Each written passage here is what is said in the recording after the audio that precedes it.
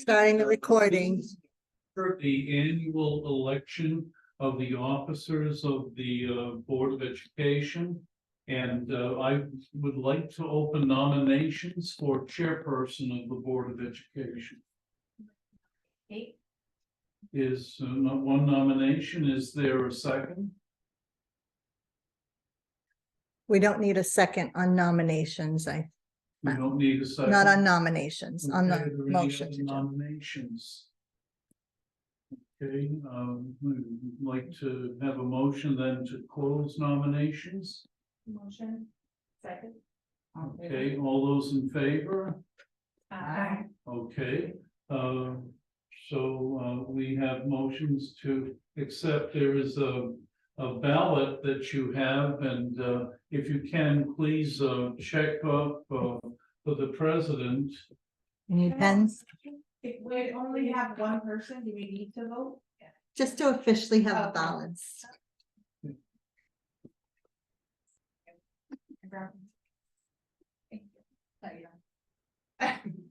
We will get to vote. Okay. Thank you. Alright, so that's 1, 2, 4 for Kate.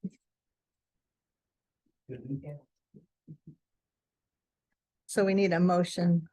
And then we have the motion. Yeah. And the motion is made that the board nominate and elect Kate Vogelon. Who made the motion? It was Sarah and Val. Okay. And all those, what were the results? 4.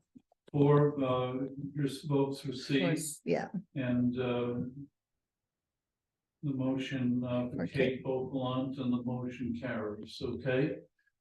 Kate, welcome, congratulations, and you take over from here. All right, your duty's done, Adam.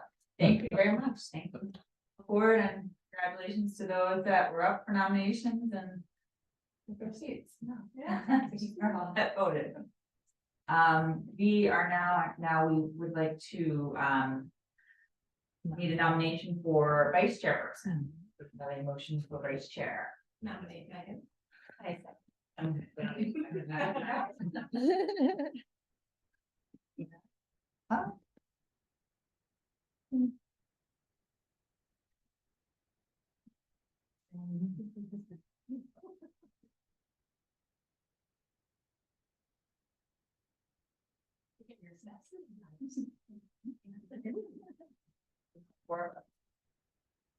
that's 4 for Megan Wicks. So we have a motion, that the board nominates and elects Megan Wicks as the Board of Education Vice Chairperson. Do you want to make another motion? Oh, Yeah, motion, sorry. I think that. Okay. Val seconded. Okay. 4 votes received for Megan, all in favor? She carries. Congratulations, thank you. More. Lastly, we need one more motion for the board to nominate the secretary. Can we nominate? The steps happy Yeah. position, we nominate her even if she's not here. Yeah, you Unless one of you guys. Yeah. Did you? All right, I'll nominate Kathy. Okay.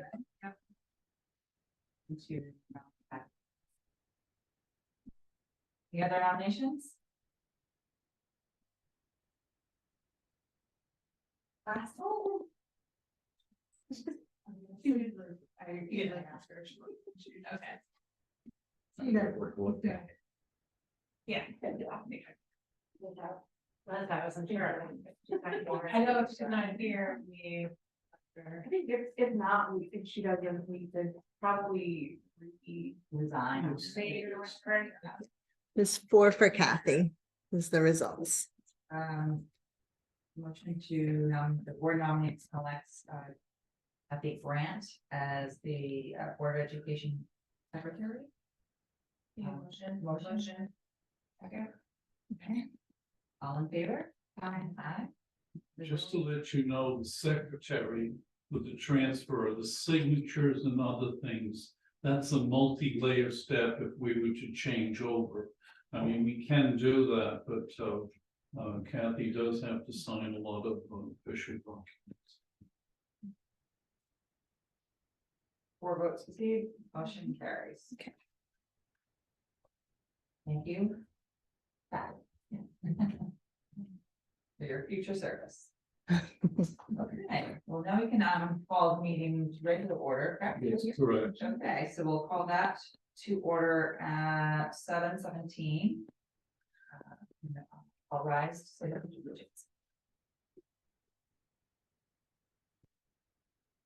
I pledge allegiance to the flag of the United States of America and to the republic for which it stands, one nation, under God, indivisible, with liberty and justice for all. We would just do a quick check on committee assignments. That was underneath there for, what people. The regular board will do committee assignments, if there's any changes. And I have the list here. This is where the board members are. It was in the packet, second page. Yeah, that's just the, reviewing it. You, Sarah, these are the committee assignments. Oh. It's in the, it's similar. Similar.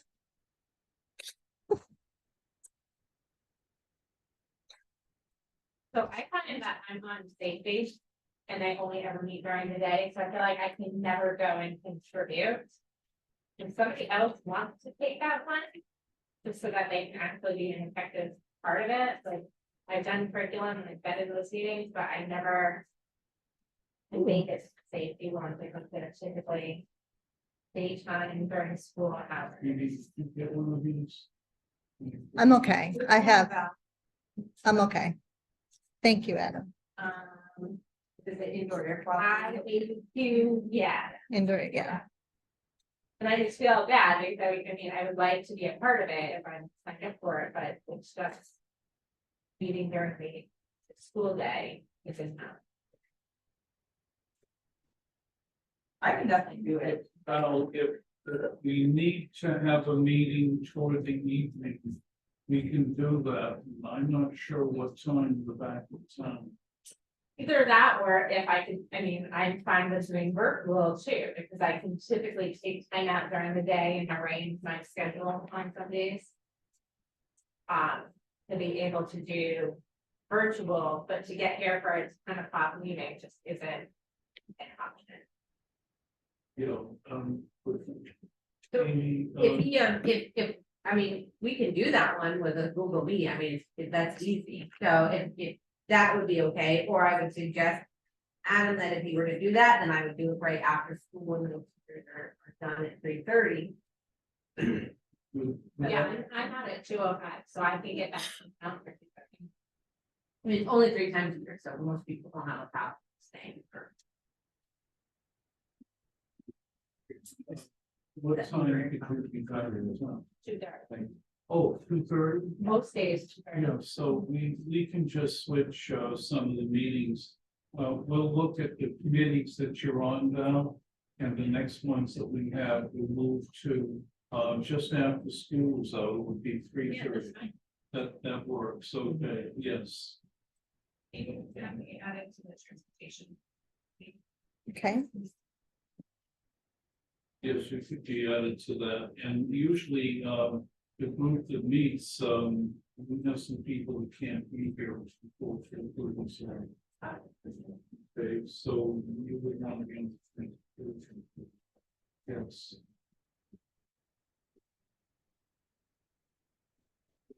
Yep.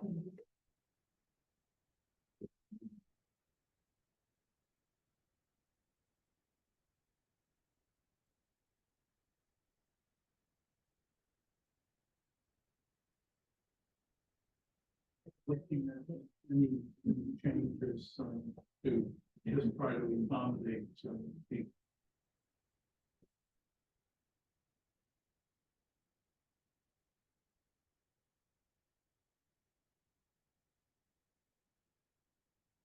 If we don't have everybody here, we can carry these over to the next meeting. And ask Kathy and, Erica and Chris if they want to continue. Okay.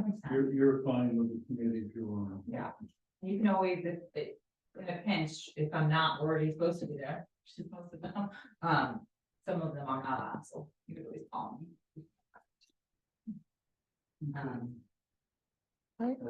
Great. So just, going back, do we got any citizens comments sent in? Or- Yeah, nope. Want from that? Thank you. We got a consent agenda. Everyone have a chance to review it. Do we have a motion to,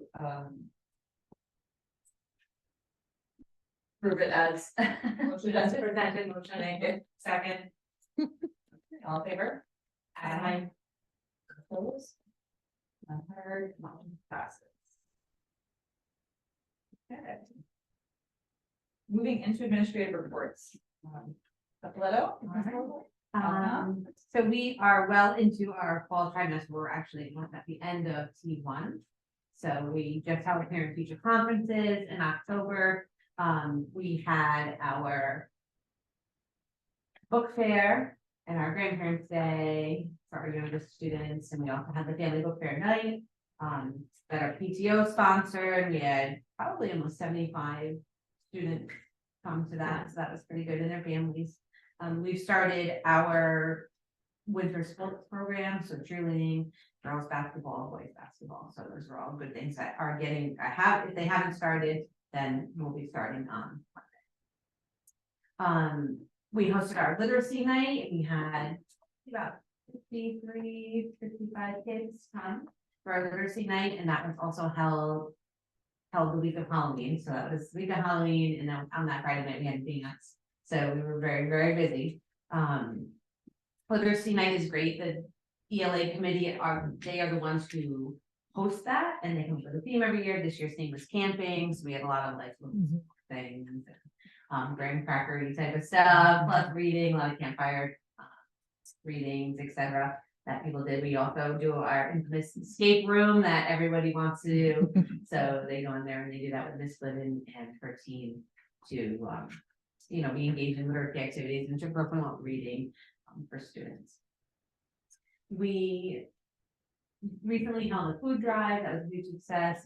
We brought down St. Mary's Pantry. That's just something that our students, our NGHS students, are looking for some community service things to do, and we really try to figure out what's easy for middle school kids to handle. So that is a great one for them. Other than that, in the report, there's not much else, but there's a couple of things in this packet. So one of the things that Kathy was asking about was the new entry age for kindergarten. And that is something that has come up quite a bit since the state has passed that September 1st is now the cutoff.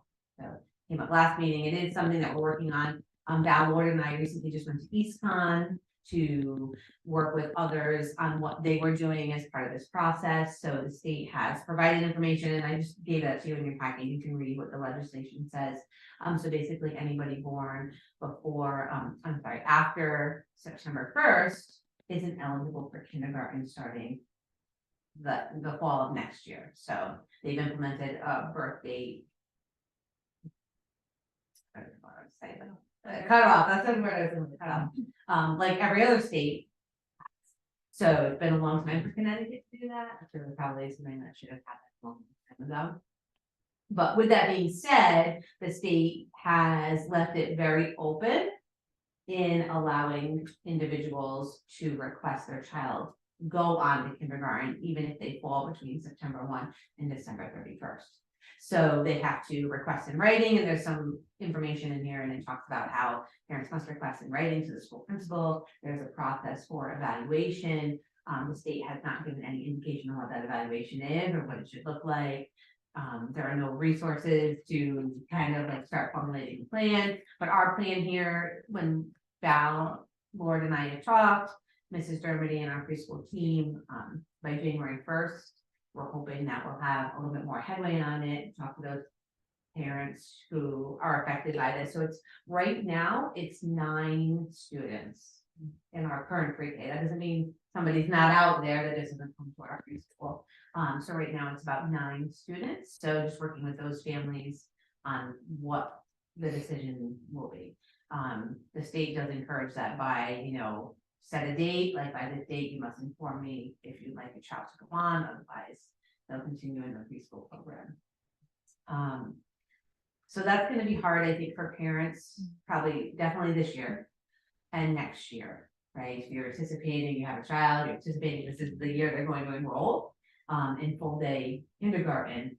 I think after that, it'll probably dissipate and just become the norm, but I would say probably 2 years, maybe 3 years, what might be difficult for people to make that adjustment of what they planned in their mind, what their situation will look like with their kindergarten. So there's 9 kids between September 1st and December 31st. for next year, yeah, it's a lot, right? So like you look at the numbers, you're like, oh, that is a lot. Yeah.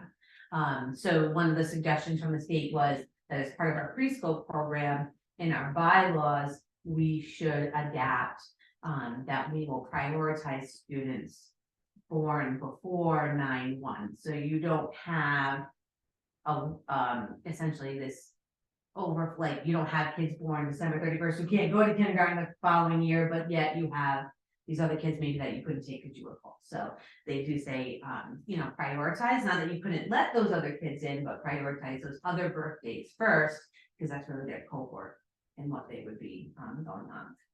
Yeah. And this, sorry, this leeway, this kind of leeway of talking to the families, that's gonna be a short-term solution, or is that what Connecticut thinks they're gonna continue letting families do that? That's a very good question. I was hoping it would have been a short-term solution, because I understand as a parent, I would be like, what do you mean they can't go to kindergarten next year? So I get that. I'm hoping that it's a short term and that just over time, it just becomes a natural process of September 1.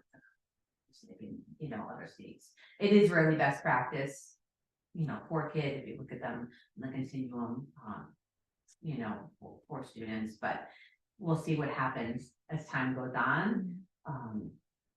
Some people feel that they can go to kindergarten and just stay back, but it's actually just better to let them be in preschool. If they're still young, they're still babies, they want to play, they don't want to sit at a desk and do the learning. That's the whole point of why those kids, it's so significant for them to be in preschool opposed to kindergarten because of the months of when their birth is. So that's just some information for you there. Have you considered allowing those 9 kiddos to do a full day pre-K to help them acclimate to a longer day prior to starting the kindergarten class? Yeah, so we have talked about within our grant, we get part day spaces. So if we move from part day to full day, so it would be within our preschool program, that would change our funding. So within our grant, so that's the little sticky point there. When my own Callie went to school, she went to a fall 5 because she is a fall, she had to spend, that time. And it was, it was 9 to 1, whatever it was, but more longer than a regular preschool day, but not, a full day of school. Enrichment. Yeah, so it was a little bit more fluff. So, she had gone to that, but that is something that we talked about. But based on our spaces and our conversion of spaces, we get 44 part day spaces. We'd have to convert over, I would say half. So you'd have to have 12 that were more so, I would not even have, so 12 that were at least full day. So, and then you get a different amount of money for that. So that's it's a little bit hard of a balance. And then you take less preschool kids overall, because the number in your classroom doesn't change. You can only fit within square footage, let's say 12. Then you can't increase it. So. 17 years ago, we put in full day kindergarten. There was a group of parents who said they didn't want their children going to school all day. So we said they could go home midday with a preschool bus. And it started off that first 4 weeks, 5 weeks, where the kids were going home. There was like 4 or 5 of them. And that lasted about 6 weeks because they were pleading with their parents to let them stay all day. And it was just an interesting, but that option is always there, so we do have some flexibility. They're doing it all at once. I would have liked to have seen a 4-year implementation plan. They just rip the November, Band-Aid, that's it, Right. yeah. and then October, then September. It would have Yeah. been much easier, and we wouldn't have such a big swing to deal with. Amy, what does it look like for, are we back up in kindergarten to 2? Yeah, Like, say, could we, I guess my question is, could we offer those 9 kids? so A either, modified, if you will, Yes. program, like something like you said, like a fall pad, like something in between preschool and kindergarten? yes, so Bridge 'em. there is enough rooms. You're looking at next year, there would be, this is a very large class coming in, so with those students, let's say we had no birthday cutoff, there would be 29. So there would be 20.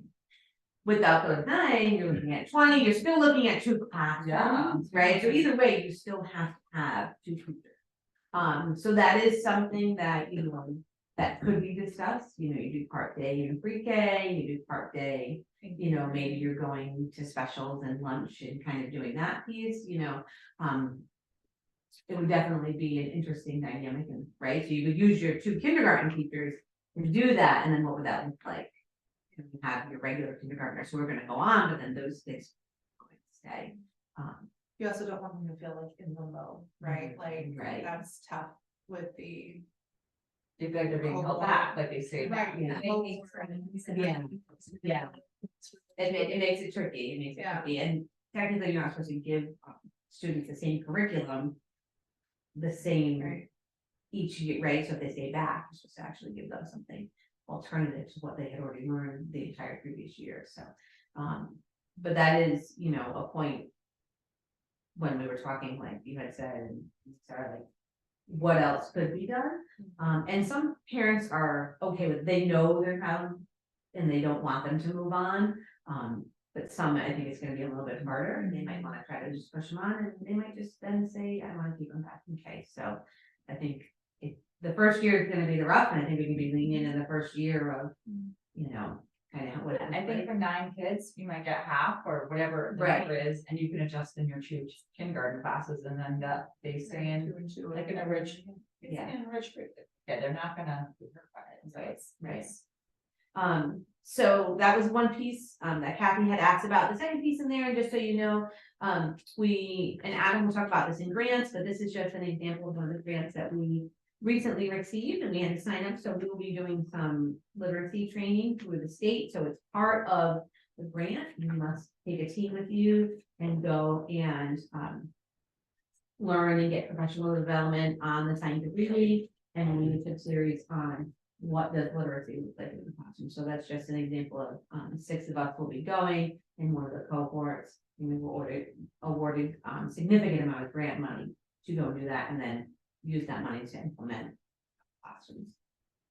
The last piece that I wanted to share with you, and I had told Adam that I'd been thinking about it, because I have become very much in planning ahead. So. Dee, and Dee, We need to. Dee's got it. So I've been talking to Adam about what are we doing next? And what are we doing after that? When we left the last board meeting, we talked about full-time Spanish, we talked about part-time Spanish, we talked about lower Spanish. As well. So I kind of just put together something just to kind of wrap your mind around, because it will require staff. Either way, it'll require staff. So when you look at our classes, so in the middle, 8, 7, 7, 6, those would be our current homerooms next year. Okay. If we hired a full-time Spanish teacher and made a 5-period day, which we've done multiple times before, that Spanish person would service them as a full-time language, and then the 4 content area teachers. In the hopes that our part-time person would be willing to stay on board and continue with grades 1 through 5 would be my suggestion. And we talked about that at the last board meeting, lower school having some exploratory Spanish. It would be very fitting for the person who's 1 day a week already to do that in transition. If we don't go with that option, the other option would be grades 7 and 8 remain as a 4-person team. Grades 5 and 6 become a 3-person team because our 5th grade next year is 2. So that's the classes of your kids. So that's a 2-person class. The one above them in 6 is 1. They have such low numbers. I can't foresee getting 9, even 6 kids in to bump them even over 20. And then keep Spanish 1 day. What you would have to do is hire a regular ed teacher. So either way, you have to hire somebody to fill the void of the homeroom. Regular ed. This is to account for the fact that the 5th graders next year need 2 and your 5th graders this year only need 1. Correct. Okay. And so then. Yeah, this year was kind of like a Yeah. Band-Aid year because Right. of losing the French teacher. Right. Right. And we have this year's 7 5th and 7th are singletons. and 7 will have to be 2 next year. Because we received a registration today, so they are getting, they're big enough now where it's really, at the next year, I wouldn't want a chance. Then they're right on the cusp, they're probably 22, 23. So you can proceed, next year you probably get 4. And then we would regret not hiring somebody to then divide that homeroom up. You're kind of in a catch-22, you might get nobody, and it would be okay, or you could get 3 more kids. Is there a reason why we wouldn't consider doing both, hiring a full-time Spanish teacher and a regular ed teacher? I mean, that would be up to the board to decide, budgetary wise. Hiring both, 6th grade then gets the junior high team.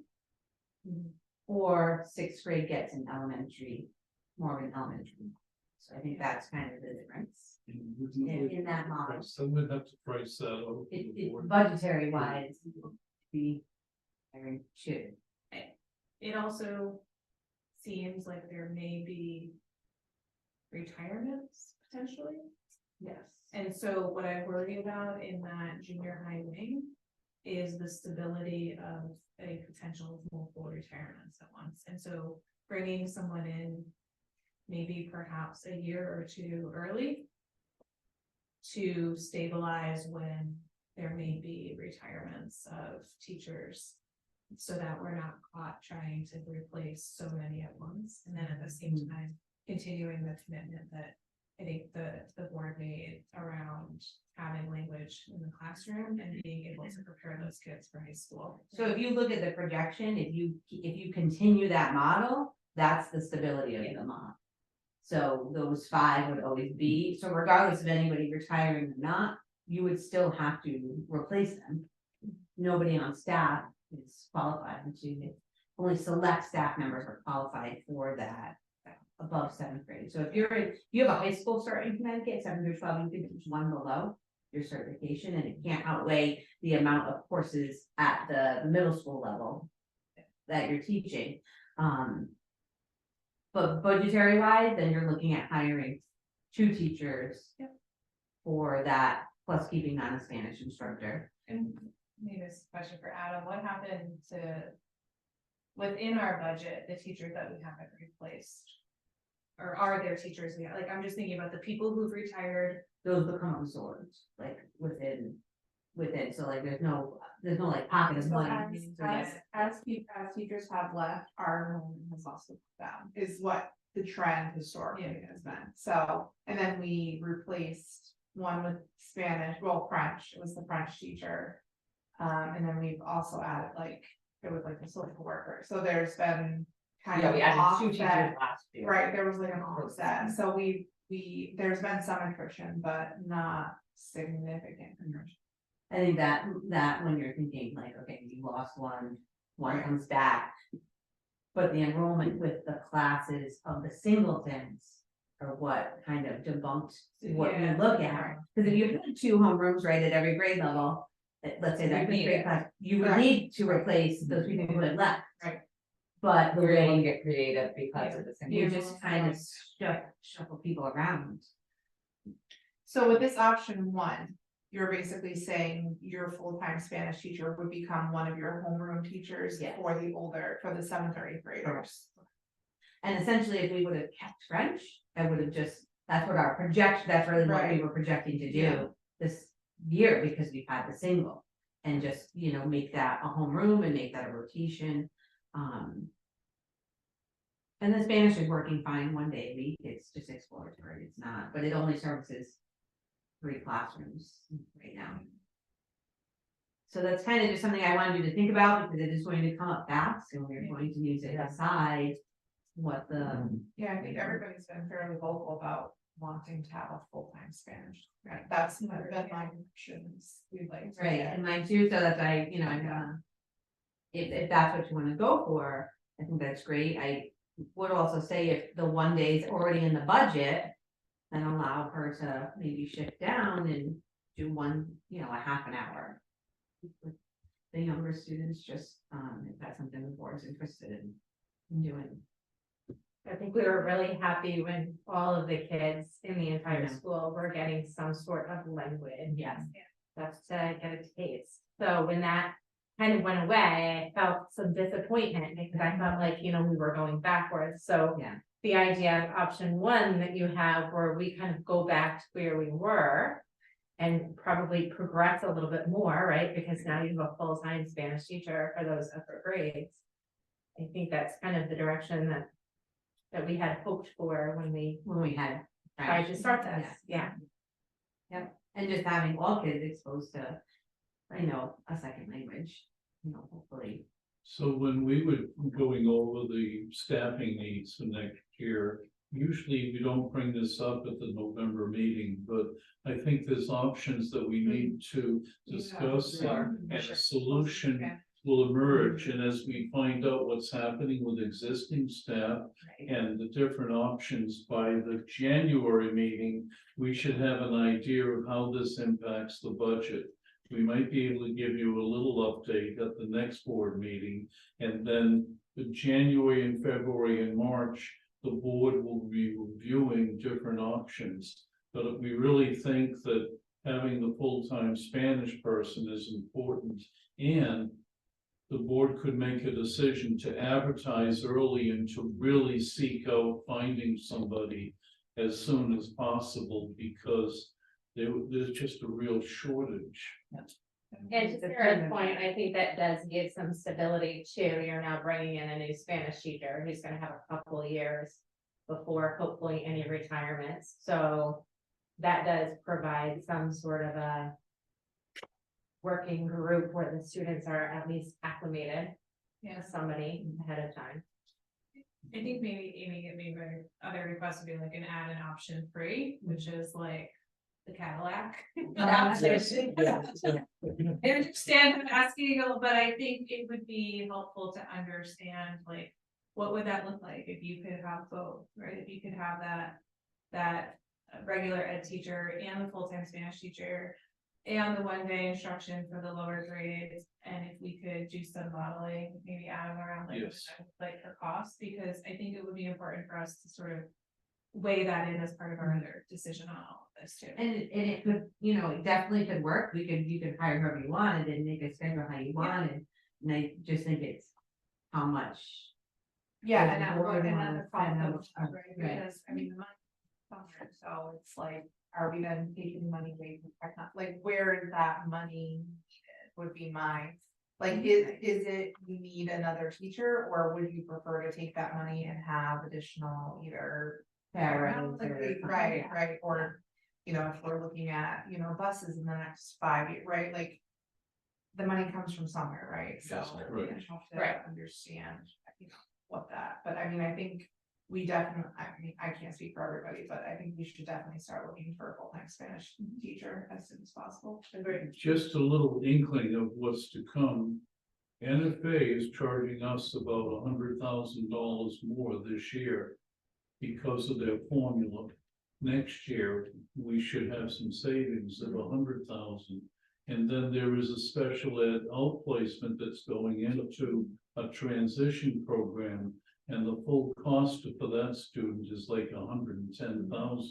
So there's some things that are happening that could give us some flexibility, and our budget could, continue to not have a huge increase. But we'll have to see what happens with some of the capital improvement plans that we're having, but I'll talk about that a little later. And we do have, on the horizon, we have our older staff.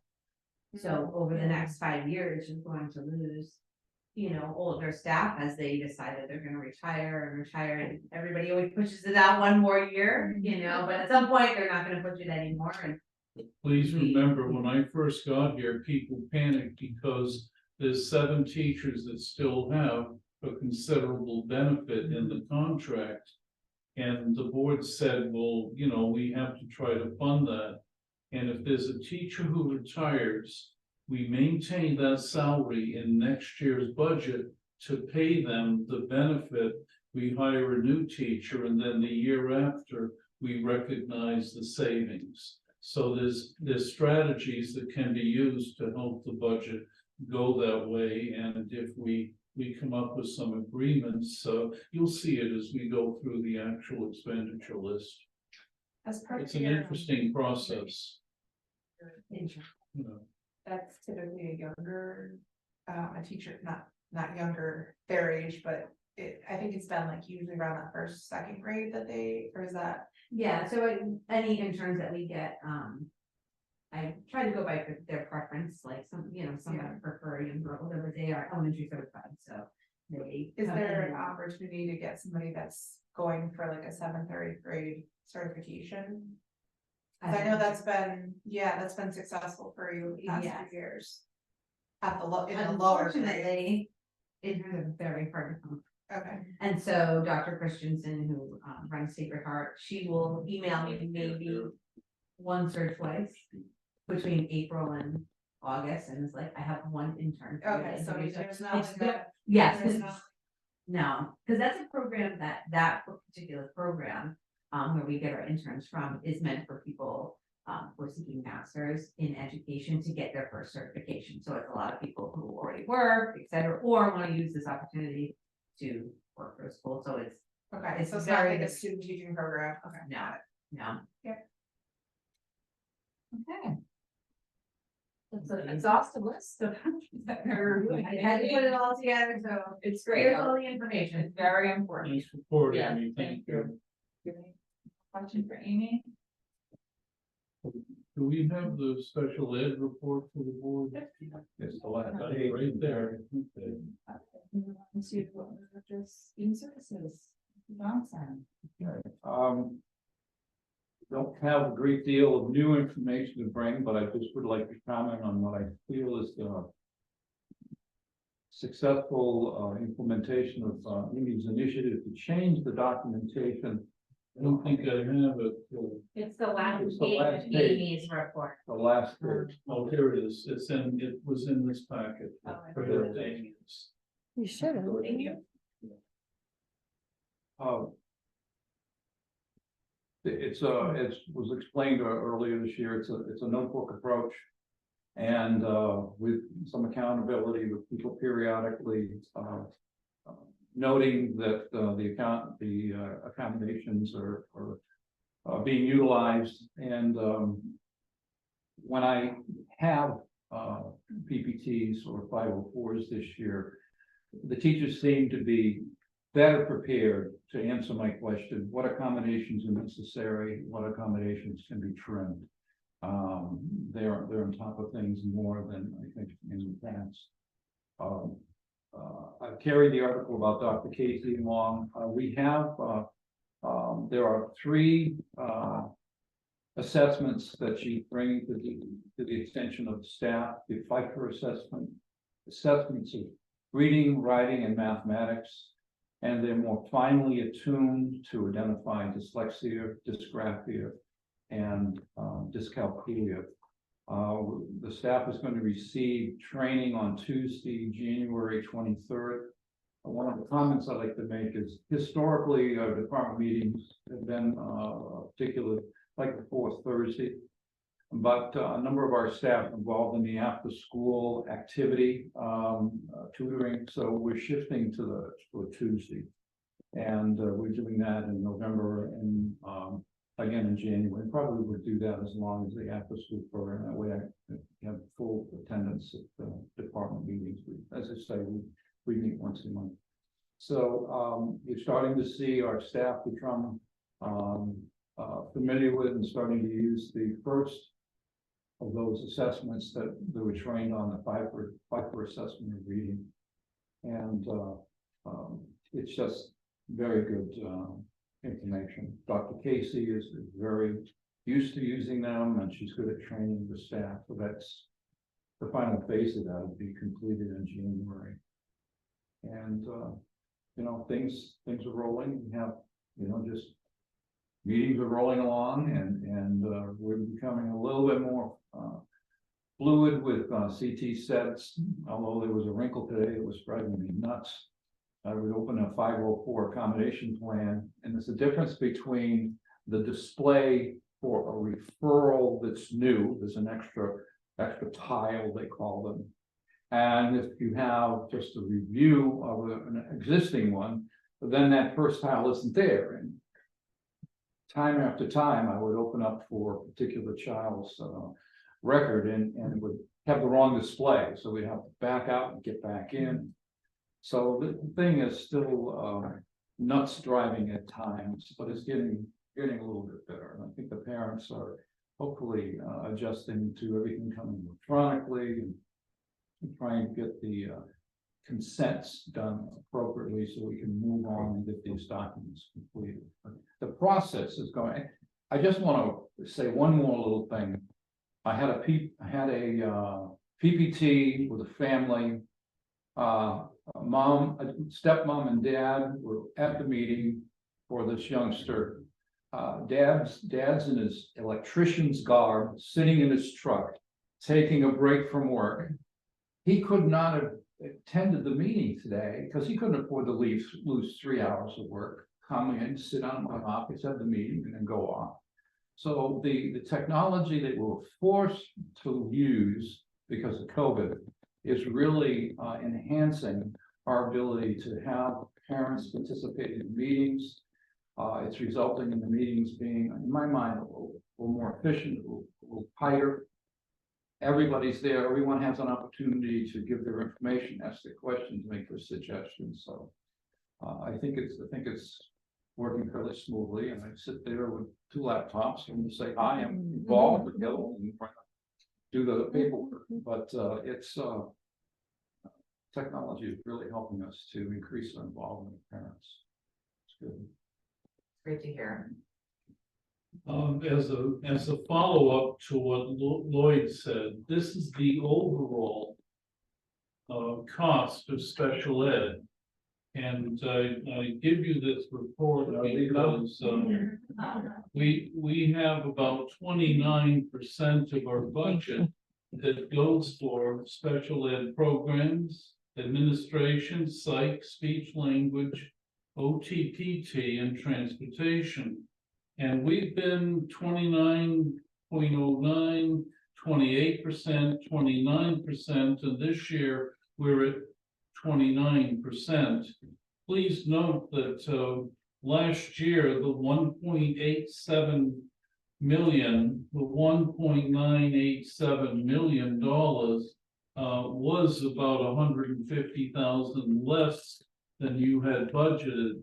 And, you know, we just compare numbers. So there is some consistency, but earlier I mentioned we have a high school placement tuition $80,000, and on top of that, paraprofessional services $30,000. That's $110,000 for one student. And now the student's going into a transition program, and transition programs do not mean full-time in every case, but we will be able to drop that tuition significantly back, and that will help us with our budget development I'll process. know about that in a month. Yes, so I just wanted to give you this report. Now, please note down below, excess cost. This is money we received. And if you go back the last 3 years, 78, 58, and 50, that equals $187,000. And that's about $62,000 a year that is returned to the town. And when I first got here, I told the Board of Ed, I will not budget special ed outplacements based on what we're gonna get for excess costs, because the state will change that formula all the time. So those excess cost reimbursements are like a bouncing ball, and it's not consistent. But you take that, that 29%, but the town is getting money back. And they've started listing some of the anticipated excess cost funding when you look at the, the budgets and the projected income. So this is just to keep you informed of some of the budget things that are happening. Great. Thank you. Any questions for what? Thank you for the update. Move on to superintendent report. Yes, calendar of events, you've got it for November and December. District enrollment, we're 234 students. We're somewhat consistent with that for this year. High school has been 127 students, or 126. You have the enrollment report with what's happening in each of the each of the high schools, and each of the grade levels. So far, we've returned $9,945 to the state. And we're documenting how the town, how we've utilized some of our funding. We have the oil tank replacement refund, and of course, we did the first part of an asbestos abatement program.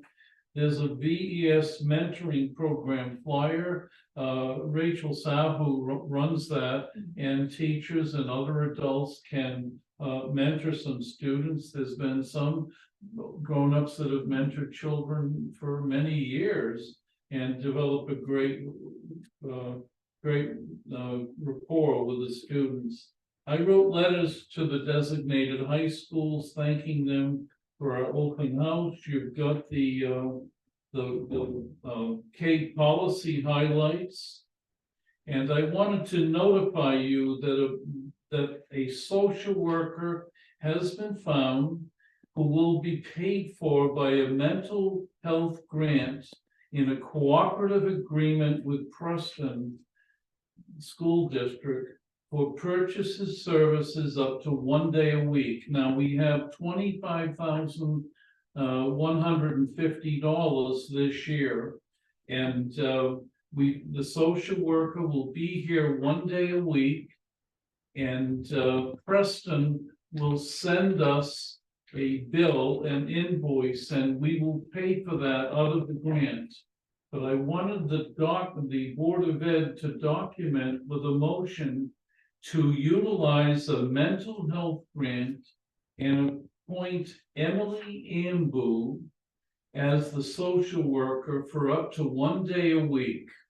And that would be in the form of a motion that would go into the minutes, and the board will officially recognize Emily as our purchase service social worker. Motion. All in favor? Opposed? Unheard? I have one other little thing. Well, I have two things, This, because you did that, this is just an updated list of the faculty and staff. And as we, go through the budget process, you may see some changes. This is for you and Val. And this just talks about what's happening. You can see that I added the social worker under student services. Emily Anbu. And she'll be working directly with Amy and Rachel Sabu.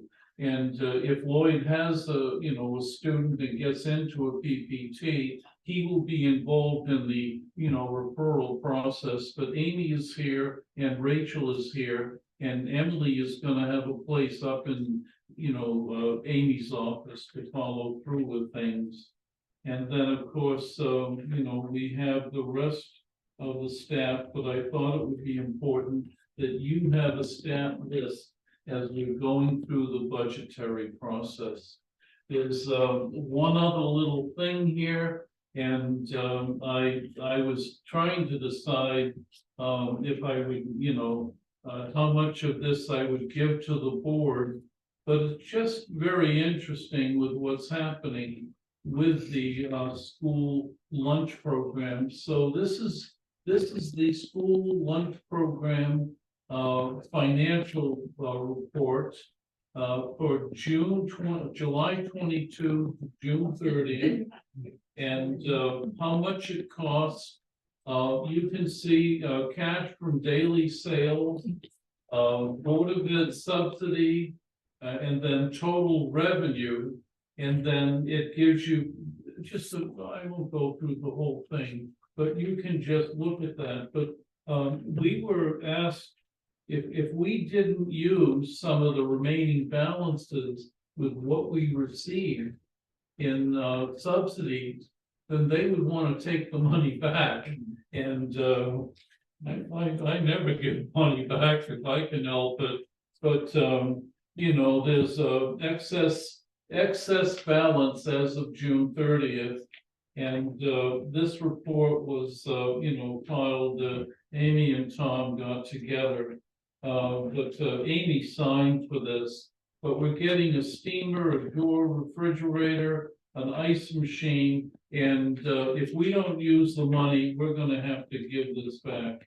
And some of the stuff already came in, so this is just to keep the board informed about what's happening with the school lunch program. Kate, I think I'm all set. Oh. You're all can I set, tell actually, you you're all that, set. I'm sorry, upscale, we had closets filled in some cases with 20-year-old technology. Okay, Mike, how can you help us with this? And Mike found a company, and we informed Tracy Hansen. We gave her the list. We had 131 pieces of equipment that are obsolete. We no longer need them. They're gone. So, and this is just to keep things current. So thank goodness for Mike. And it's been very helpful. And I will tell you this, just an hour before this meeting, I got an email from Mike. And I had asked him to look at some clauses in the Apex contract. And there were 4 items that they had as standard operating things within their contract. One of them which said they're not responsible. And so I wrote something with Mike. I checked with another outside consultant, but I wrote to Mike and I said, see what you can do with that. And he wound up having the template for their contract for doing projects changed. And Mike is very good with following through with that. And this is where we want to be, not to mention his skill with just working with teachers and what's happening. And Amy, he's been keeping everything updated with student records and other things. So I'm very appreciative that we went in that direction. Okay, I think I'm And then done. it's responsible. It's responsible use of the equipment that's no longer obsolete equipment. Yeah, it was good. It was a company that came from New Jersey.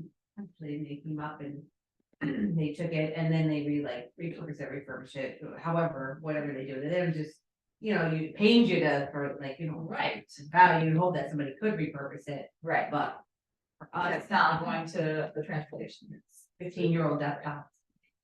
All of our kids are from sign of the times. That's a great update, thank you. All right, well, we move into the old business part of the agenda, Budget prep. You have in the packet one of my most favorite reports. It's the 6 year of actual expenditures in every single account. It's just 3 pages front and back, but there you go. Everything that we've spent, and this is the actual expenditure, not the proposed. But I want you to go to regular ed, the top line, 1-on-1 certified salary. And if you look at this, 2018, 1.3 million, 2019, 1.4 million, 2020, 1.3, 1.4, 21, 1.3, last, in 21, 22, we spent 1.4, and look at the regular ed certified salaries. Last year it was 1.364. So those are the trends, but to say, you know, how much did our budget go up? 1.3 million 6 years ago. And then last year it was 1.3 million, but about $22,000 more. So these are the trends that the Board of Ed will follow, and we're doing, you know, staffing and other things. And how does it fit into the Spanish? I mean, you know, Sarah mentioned, you know, the full boat and, you know, I mean, we'll price that out. We'll see how that fits in, the impact to the taxpayer. And if what I'm seeing with some of the things with what Lloyd's telling me with special ed, we may be able to get some help. Plus, the other thing is that there's staffing that we might be able to, you know, hire through grants, such as the social worker and, you know, some other things. But that's just one little trend that happens. And then I want to move to the next line with special ed. And you can see 7 years ago, we spent 1.5 million on special ed. And last year, we spent 1.3 million. But we had budgeted for about 1.4, but some students returned to the regular ed program. And that's what the Board of Ed used to take care of some other priorities. And when I'm going through, I always just you know, look at this and take a look at where we've been and where we're going. The maintenance budget, we have a 1953 building, and we've had some real expenditures with that. And you know, that's on, I think, page 5. But you could just look at the trends. I'm not going to go over every little item, but I think when we're moving through things, that gives us a trend. Oh, transportation. We went from 434, it's on the bottom of page 5, to $500,000. And the biggest challenge that we had was, if you look up at 430, repairs and maintenance, $84,000 last year. That's that additive to the diesel.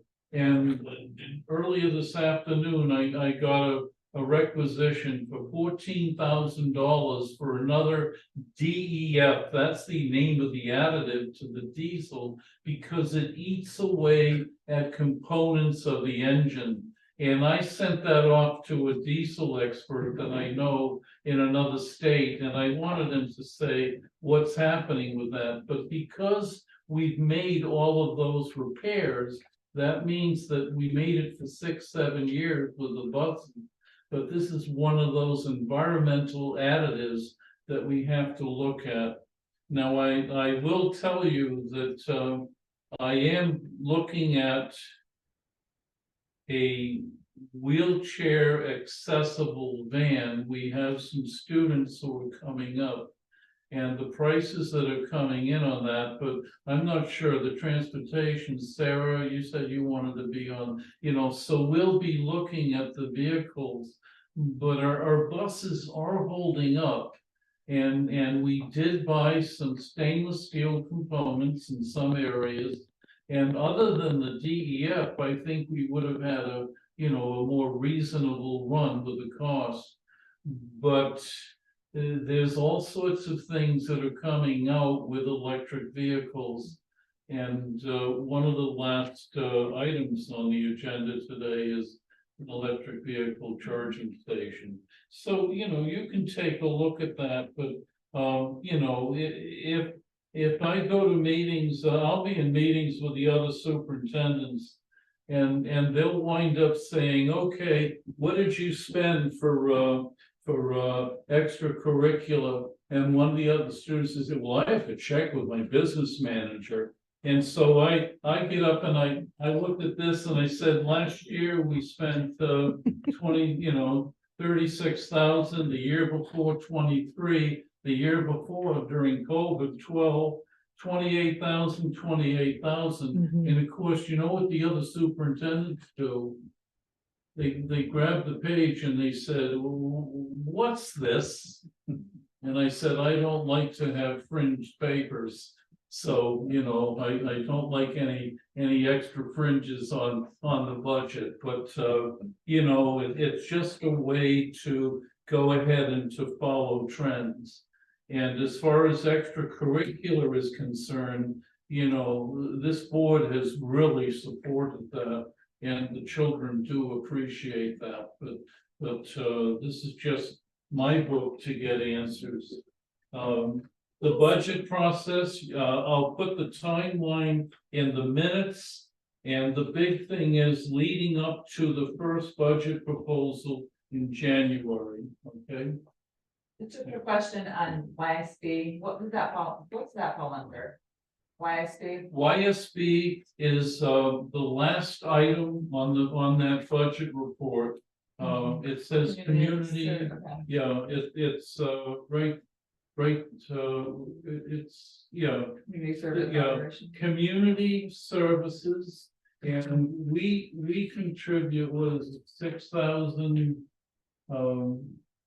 We spent 3,500, but in this year's budget proposal, I think I had that up to almost 7,500. And we have to watch that because the balances we've been doing programs are down. But I put 7,000 in this year's budget. But if we have to go over in some cases, I might inform the board saying, I'm looking at, some savings in another area. So that we don't have to stop any programs for children. Thank you for that timeline. Always appreciate the 6-year look. Yes, it's all there, yeah. Okay, federal and state grant update, number 2. Federal and state grants. I'm just gonna give you again, a summary report on the, budgets and other things that are happening. So you could just read through the minutes. And I put down, the grants that we received in 21-23, because it's all part of our building improvement. And then 23-24, it's the mental health grant for 3 years. We just received the Title IV grant, and that's the one they're asking also just to go to all sorts of workshops. I mean, they're increasing, the requirements. In some cases, and then of course, we received the Title I grant. Okay? Thank you. The building committee update, I'm not sure we have much to update on the last Building month. committee, Yeah. I'm gonna host a building committee at some point because we have some projects that are coming up. Of course, we want to sign the contract for the second phase of the asbestos abatement. And then the last meetings, I've been talking about the capital improvement plan. And, you know, I just received a bill for updating the fire alarm panel, $52,000. But I don't have that in the budget. And so I want to just have a little subcommittee, Tracy, Anthony Madeira, Kate's on the building committee, Jack Wessa, Brian Callio, myself, because we now have about $500,000 worth of projects. And I really want to ask the board how to fund this. And then, there's an HVAC grant out of the school facilities unit. And we went through all of that, hundreds of pages of stuff for that 170,000 the last round, and we didn't get it. And going into the school facilities unit and asking for money, you have to have the town approve the full amount. And then they have you jumping over steps all the time. I'm not sure that I'm going to apply for that, because I think that if we're going to set money aside, we want things to, happen quickly. We're up to, and we have a meeting, Brian and I have a meeting next week to get another quote for the HVAC for the grant. And I think that we'd comply with the procurement policy by matching 3 grants. And I hope by the next meeting, I can just come back to the board and say, there's 3 companies, this is the one that we're recommending, and we need to order the equipment. But that's where we are with all of the building committee things, okay? That update, the NFA 2025-30 contract update, I think there has Yes, been. did I put that, we put that in the packet, right, Dee Dee? Okay, The this contract? is what's Oh, no. happening right now. No, it wasn't, Adam. It was not in the packet. That was We from last- didn't, okay, what We is wanted it I- out.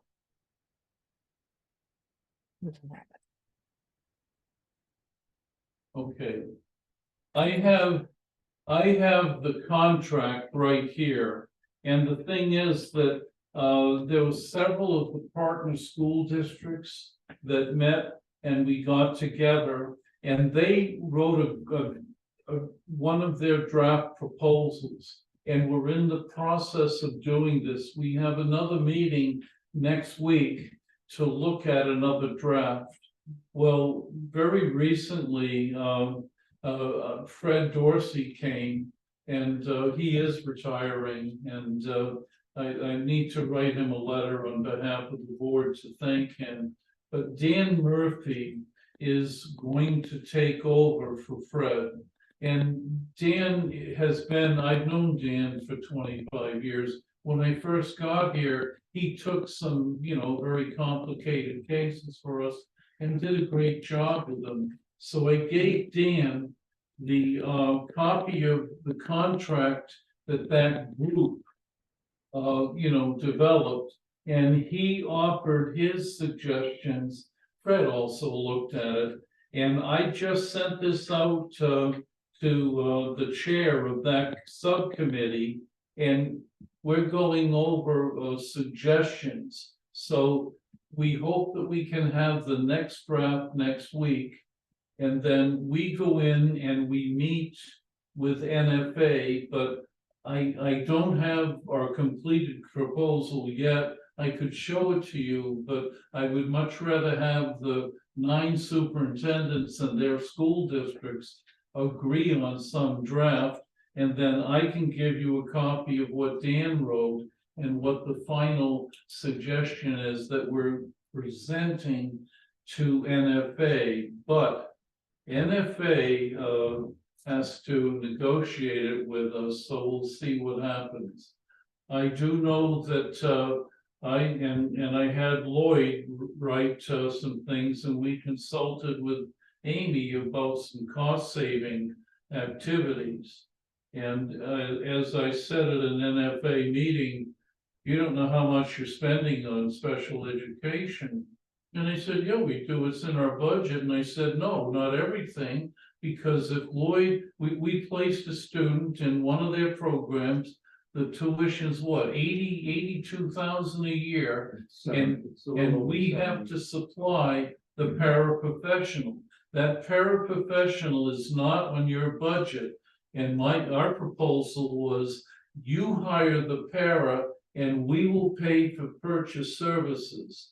Because we're sending somebody over there, a full-time position, and if they take health benefits, that would bring our cost up to almost $40,000. It's the person on our staff working the most hours. And, Griswold, Wheeler, all the other high schools, if they have para services, they schedule them in and they send us a purchase service bill. And it's not for the start of school to the finish of school. They just, keep a tally. What if a student's absent? Do we have to pay for services? Or do they, use that person, in another place? So that's where we are with the NFA contract.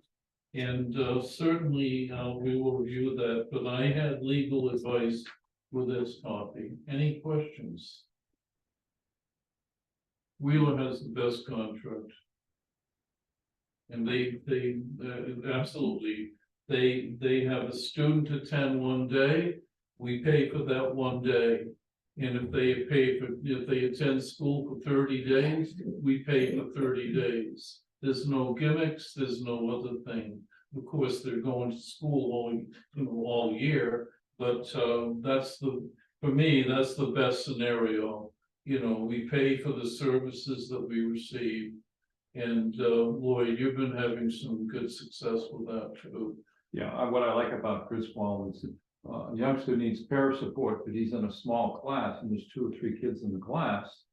Then we get a bill for 1/3 of the cost of the para because the other sending school pay the other 2/3. NFA wouldn't even let me reach out to Norwich for the youngster we're talking about and share a para. The director of student services no, can't do that. And Norwich, a couple of schools at the time were willing to do that. Oh, So I'm sorry, I we did hope- have the original contract and what we wrote. You can take a look at this because, hope over the NFA next couple will of months, begin to you'll be hire able to paras look and- at the NFA contract. But, Yeah.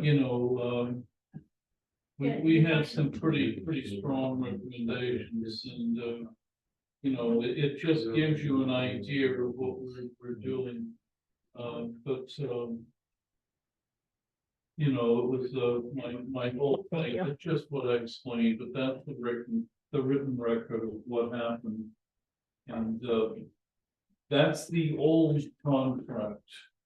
That's the current contract that we're working on that's attached. And then agreement to, if this is effective, yes, this is the one that I gave to the attorney, and then the attorney has offered suggestions to strengthen it. And then once I attend that meeting, I'll come back with another copy. Great. I think you had some time to work through it, so this is helpful just to see the process. Yeah. All right, thank you for that. Item number 5, technology manual and handbook. I know You just have a copy of it. We had, oh, here it is. This has to be passed out, right? It's in the packet. They've seen the big one You have the before, technology. the shortened, This is, that's the manual, that's more so for Mike. This- As yeah. technology this coordinator, is the manual. and Oh, I'm and in the sorry. packet, it's okay, it's the student parent, right? I was thinking, this is like a condensed version, shortened down to 17 pages versus 70 to 80. But this can be posted on the website for parents to view.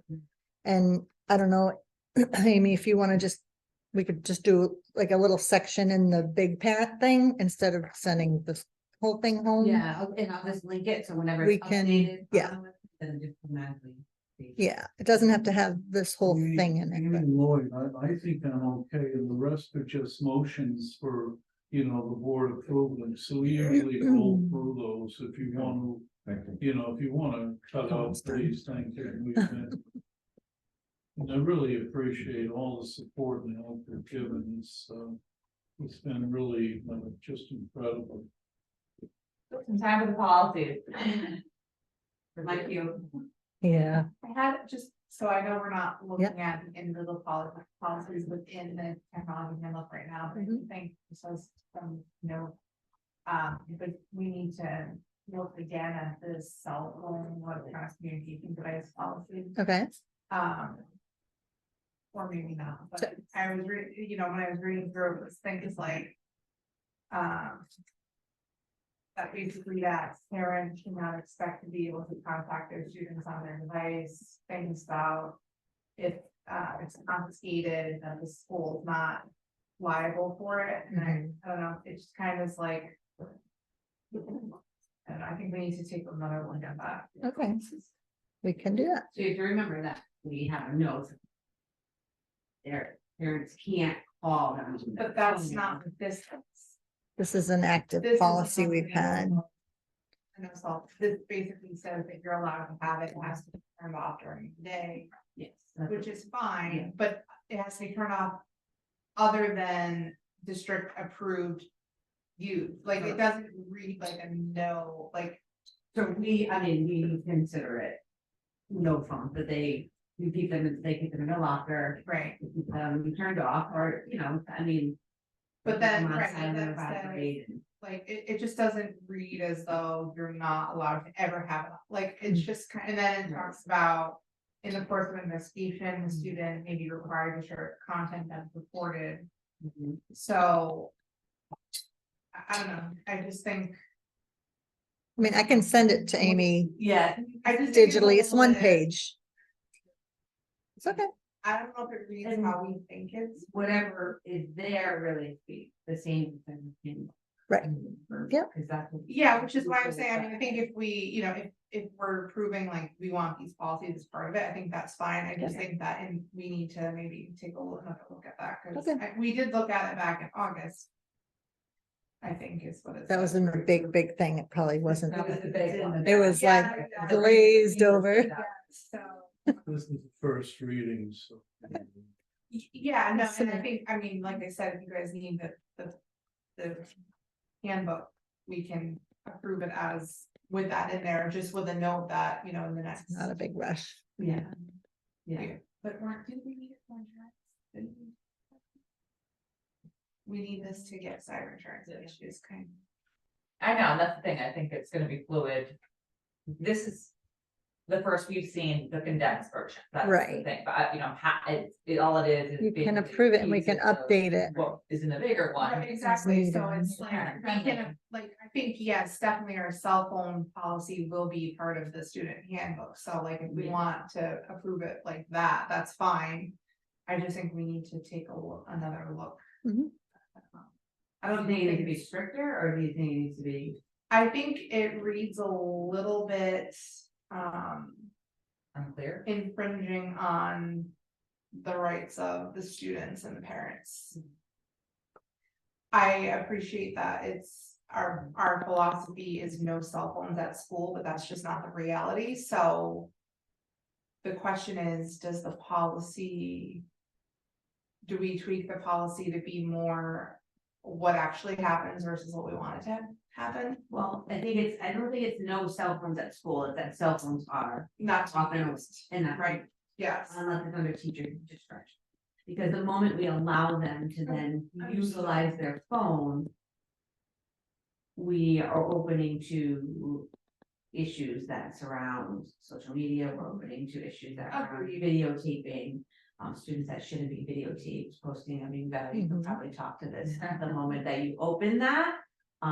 So, we do use a lot of discretion on what classes, if you need a calculator for math, Right. they're allowed to take their calculator. Mhm. I think it depends on the age also, so we don't want our fourth and fifth Yeah. graders Mhm. carrying. I phones just- around, I snapping kind of think pictures. realistically, if a student's going to have a cell phone at school and there's a chance that it's going to be turned on. Then I personally don't think that we should say that parents aren't allowed to contact their student on their phone What would they need to contact? during the school day. That the child would then need to come out of class and respond, so, you know, we direct our kids to the office if you need to contact your parent. Now, we do allow if someone says, can I use my phone in the waiting period to call, text my mom? Right. That is the reality, yes. Right, but that's not how that Right. is rate, and that I think Yes. is kind of my point of. I just, you know, I think The that, only option that I would say to put in there is, it would have to be under the discretion of the teacher, I wouldn't That's in change, there. is it? Yeah, so during instructional time, that paragraph, third paragraph. So devices must be powered off and out of sight unless permission is granted by an administrator, teacher, or staff member. Mhm. The Yeah, use I of the devices in an IEP. Or if it is needed in an emergency that threatens the safety of students, staff, or other individuals. I don't know, I just think that we're just, you know, some of this stuff is not. It's not how it's practically used, right, so. Oh, definitely, I mean, Right, kids so- walk around with phones in their sweatshirts and. Right. You know, and so you- And I appreciate wanting to keep control around it, but I also. Saying, yeah. I don't know, What would be, like, what would you change? what sticks out to me is the parent using a cell phone to get a hold of their child. I understand that that's not the default way that we want to, but I don't necessarily think saying that they can't use it is the way to go, right? So, How about just eliminating that first sentence in that paragraph, that parents should not expect to communicate directly, and leave it just saying the next sentence, which says parents who need to communicate with their child in the case of an emergency should call the school office. yeah, I think that. Just eliminating that Because I one also sentence. I think that I texted my child 3 hours ago and they didn't respond to me, Right, so I'm yeah. not gonna have that either. I get it's a slippery slope, I totally That- appreciate that. that's I the part totally that- appreciate that.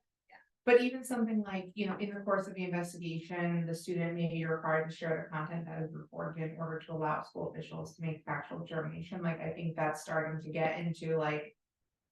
You know, If there was a picture of your child taken on the bus, I feel that I have a right to ask someone to show me that picture.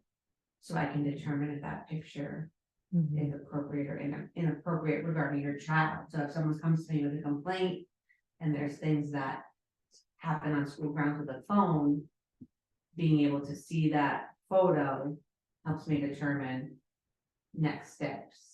Discipline, but that is legally, common practice. but Common practice. legally, but legally, you can require a student to show something that's on it. Yes. You have the legal, like, you don't have to have a subpoena, you don't, like, the student cannot say no.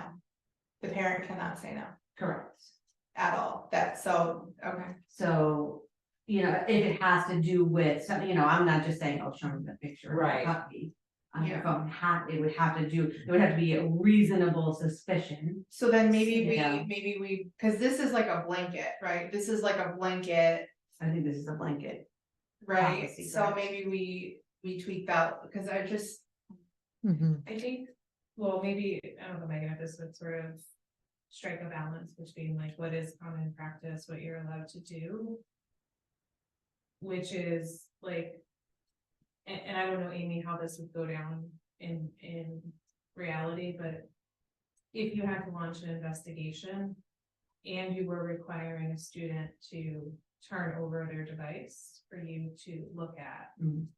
that somewhere along the way that there's parental notification. yes. Right, and Yep, so I think maybe yeah. that's the piece that's missing, right? Yeah. Because I think This to me feels too broad. yeah, or I think I don't know if this is what you're intending, but I felt like what I was hearing from you is like, there's a power dynamic at play Correct. between a student and, right, like just acknowledging that, and so it's just making sure that in this. I wouldn't always give prior notification. If I had a suspicion of something and I was searching for, if I was searching for pornography. on someone's device, or, you know, I would have the student. Sorry, I just thought, sorry.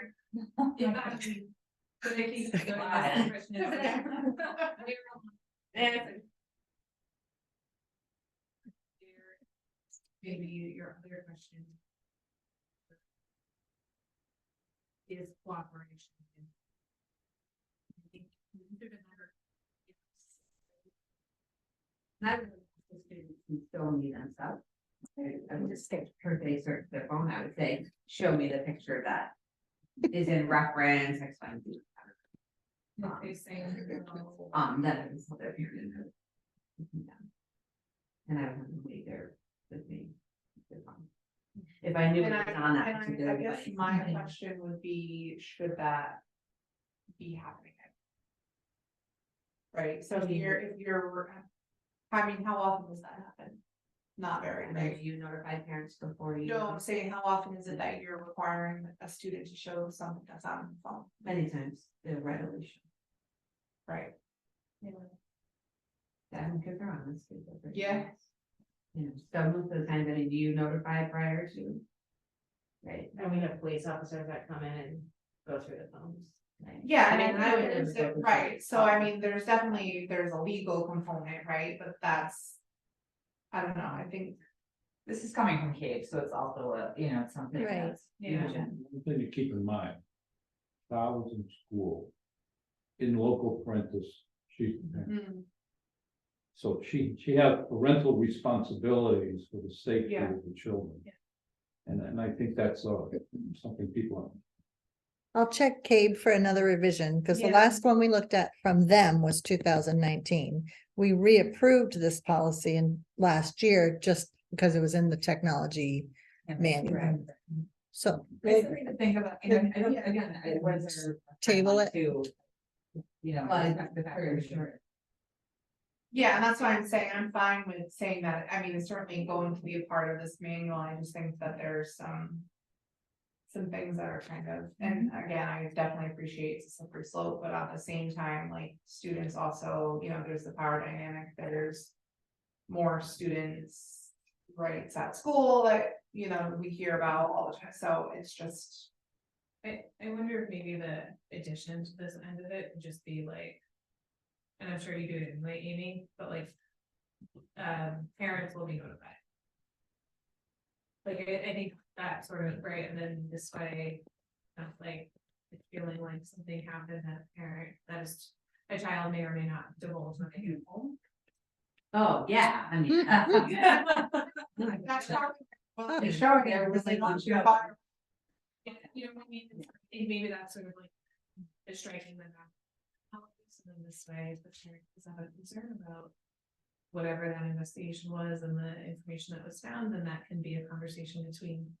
Administration and a parent and. I don't know, that would be, There's just one situation that I'm thinking of where that wouldn't be appropriate to notify parents if something was on a cell phone. Yeah, I mean, And so I think that putting that into policy, that it's always gonna happen. Is going to be. A sticky point. If it has. If what's in the cell phone. You brought up pornography, but if something in the cell phone has to do with the parent. Right. but I guess. What would you in that situation? So when I think of an investigation, I think of like you're bullying another student, social media. I don't necessarily think. Are you thinking about like child abuse? Conduct, yeah. But would you Yeah. demand, if you You know, if you so- saw them so- child abuse, would you demand CPS? Uh, Or would you no, would they say were you would pretty have much- CPS or Yes, for it, right? Has shown pictures on their phone to a friend. And those pictures were proof of child abuse. Okay, so that would be like, that's what I would probably, like, if that was. But I feel like if you're suspecting child abuse, there's gonna be like a mandatory reporting. That she's not gonna be going. Correct, but if you write in the policy that they have to contact the parent first. There's Or legality an mixed answer. into like liability of the investigation. murkiness of the investigation, because. I mean, I can just,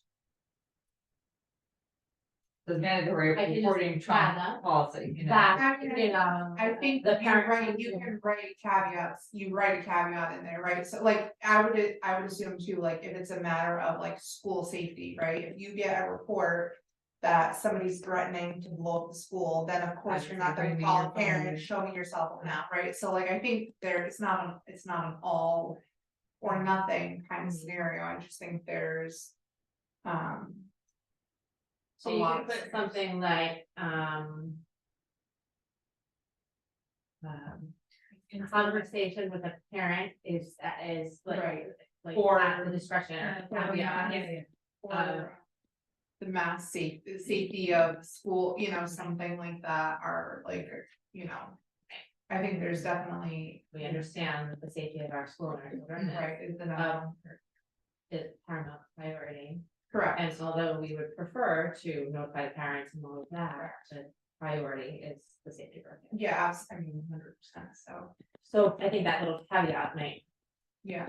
I'm just thinking of like some of the situations. Yeah, no, and that's why, that- that's why that- I don't want it to, I don't want it to seem like I don't appreciate that as a standard slope, I don't want kids on their cell phones in the middle of class either. But I also I don't feel like teachers and the school should have all of the power when it comes to privacy and parents and a student's actual device. I think there has to be some sort of like balance there. And this just doesn't. Yeah. I think when we see the updated, you Yeah. know, things are going to have been updated. Yes, before you, right. So I think we Which should, would be stricter, actually. whatever, we should read through the lines of all of it and come up with this conversation and be like, that's why they didn't say it, but that's why they did say it, and that's what happened, so I think that's what we should do, is just. Yep. Take a look at it and see, you know. we're not And sitting you're here- very fortunate here at Right, that we don't. where we you don't- are, probably Yeah. not as fortunate, like, we're very fortunate here, they respect that.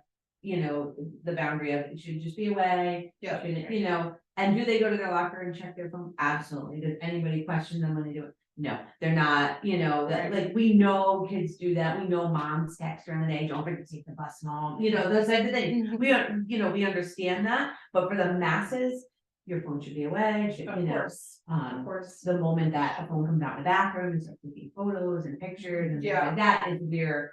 You have to have the hard line of it should be away. We've Right. already told you it should be away, and this is the Bible, you know, and that's where that leads to. Bathrooms, no, not in Right. their tolerance or whatever, you know, and that's, they learn, it's Right, in the last 4 years, they've learned that. Yeah. right, I mean, where we are, anything that comes into the school is subject to search with probable cause. Whether it's your cell phone, your backpack, your pockets, whatever it is subject to search with probable cause. And that's common practice. If you're bringing something into the school building. So I think it just kind of goes along with, you know, unfortunately, there's harmful things in a cell phone as there are in kids' pockets and kids' backpacks. Yeah. Okay, well, we made a, yeah, we go, so you think it's all good points, I think it's good. It's great to hear. On that note, perspectives on it. Have Have a a nice nice day. There is people that we need for us to be able to get our cyber insurance, like I understand we're probably gonna. Potentially revise this after we check in with the draft of it, but. Between now and then, like, do we need to approve this version? yeah, I mean, I think all of these are our current policies, so I think we can approve it And then you. with it is, and then when we update policies, I think we just update the policies. Yeah, I agree. Okay, yeah, but then if we're comfortable with that, we'll just. make Yeah, the motion right, I to- mean, I think we need. and I mean. Yeah. Make a motion to approve. And if it's the parents in technology handbook, and then it's not. Yeah, Add to them. you too, thank you. I second. All in favor? I. Opposed? She We carries. got it. That's everything. Yeah, at least for the whole. Yeah. Thank you, Danny. Good drive home. So much in that body. That's why It's not he scary. he's not gonna, he won't escape, don't worry. Okay, moving forward with more policy, 4132 is this is similar to what was in probably the technology Let's see, packet, which is the publication creation materials. right, Yeah, I think this one we were okay with last. yeah, this is, So I'll make a motion to approve that. okay. That's just basically saying that anything that's developed while Right. at school is the property of the school, and anything that they do on their own time, that they will notify the superintendent in writing. So that it's not construed as a Board of Ed owned curriculum, I think is what it said. Yeah, the wording. Yeah, I think you're just gonna make some of the edits, so Yeah. I was comfortable with it. Right. Yeah. Which I did. I think there was a paragraph you wanted pulled out on this one, or oh, that was the next one, never mind. We have a motion to approve policy 4132 on the publication of creation of materials as presented. Yes, move that one. Second. Okay, all in favor?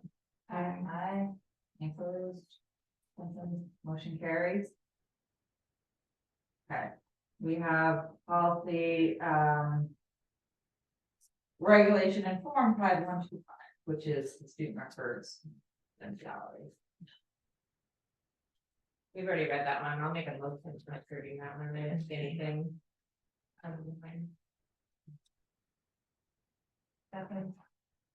Yeah, I was okay with this.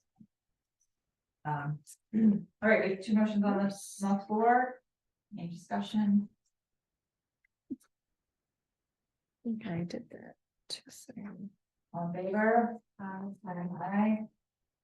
Opposed, none heard, motion carried.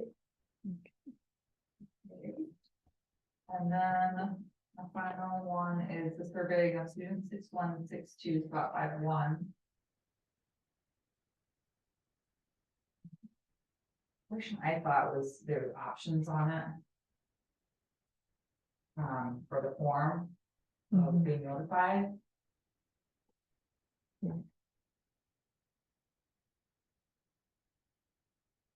Which form, number 1 or 2, Yeah, I think. I just. 3? I would think There was that so if many we see this forms. It another, is. you know, another schools so forth, and I think it's an opt-out form is most practical. I Mm, think that's an A. Yeah, Yeah. they all were like for different things, again, All right, and that language was changed. yeah.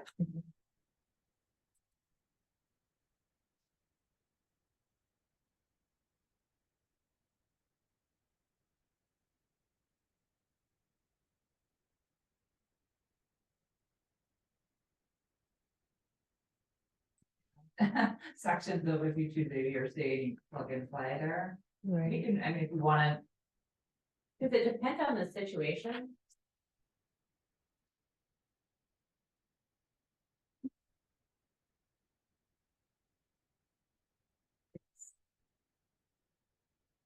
many reasons, but the 8 reasons below are the key items.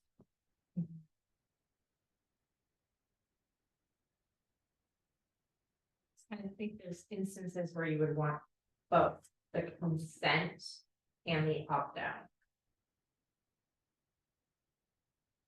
Mm, So if I'm showing an inappropriate, well. right. right? Yeah.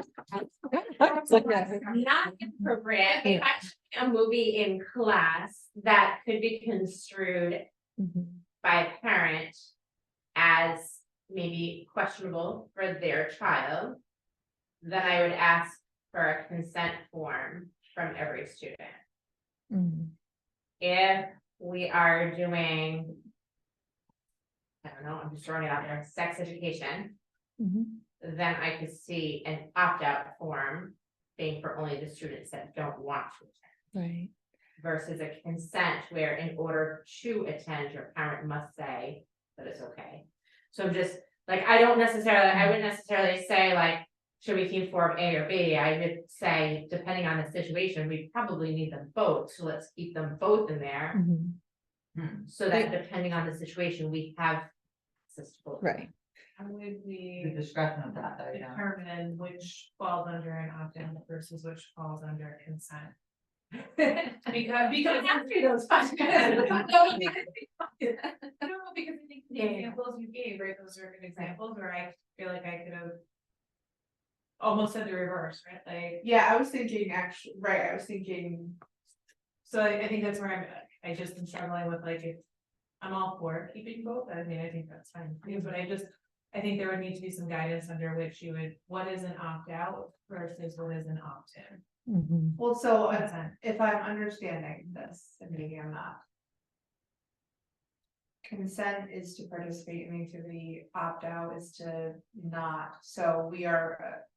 It would, in theory, be harder to account for a permission slip for all students, whereas an opt-out would be, maybe your parents saw it, maybe you didn't. So is that why you're thinking? So, in my mind, an opt-out, as part of our curriculum, we offer sex education to all students.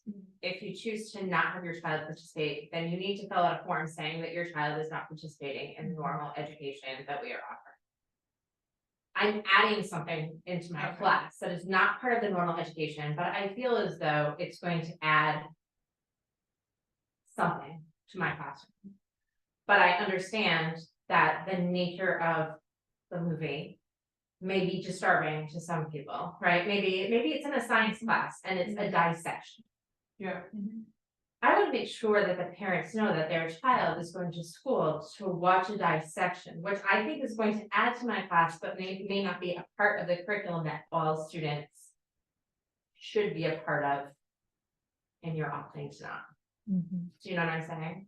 That's the way I, Okay, so opt-out would only be if you're not participating in something that is a normal part of the lesson plan. Right. Consent would be above. if I'm adding something to the curriculum. That the parents may not be aware of prior to it being. Is added. there, I guess my question is there set curriculum? So in that case of science, right? You know, where is the, like, if it's a biology class, right, then you would assume dissection is part of it, right? So what? So Which if the is teachers, like, did the teachers set their own curriculum, like their own lesson plans, or is it like, here's the curriculum, this is what you're gonna be teaching? Because my impression of having absolutely no experience being a teacher is that the teachers are actually making their own lesson plan. This is what we're gonna do, this is the activity that's gonna go along with the textbook. Like, to me, that's how a teacher is making their lesson plans. So in that case, you would kind of almost need a consent form for everything. That's, again, just logically how my brain is processing it. I don't know if that's accurate. Just to give an example, I know this year for one of my children, I did get a letter or sent home that said this year I plan on showing these movies and reading these books. It was a consent form. I think it's a practice that's done here with add-on things. That's what I'm saying, because if you set a curriculum, right, then here's the textbook, Mhm. here's the curriculum. The curriculum, a good curriculum is a list of the things that you're expected to teach. It's not telling you how to teach them, it's a list of things that are expected to teach. So if I'm saying, well, based on my curriculum, I'm supposed to be teaching, you know, the anatomy of a cat, right? That's part of my curriculum. Well, I can teach the anatomy of a cat by holding up pictures and pointing to the different parts of the cat, or I can show a video on the dissection of a cat. Both of them are gonna check off, I'm showing the anatomy of a cat. But I think that most teachers would say, well, showing a picture may not be devastating to a child, but watching a live dissection may cause nightmares. Right. And so we So think it's that should basically, be. so you think that it would be like at the teacher's discretion of Yeah, when something might be. When something might need a consent form.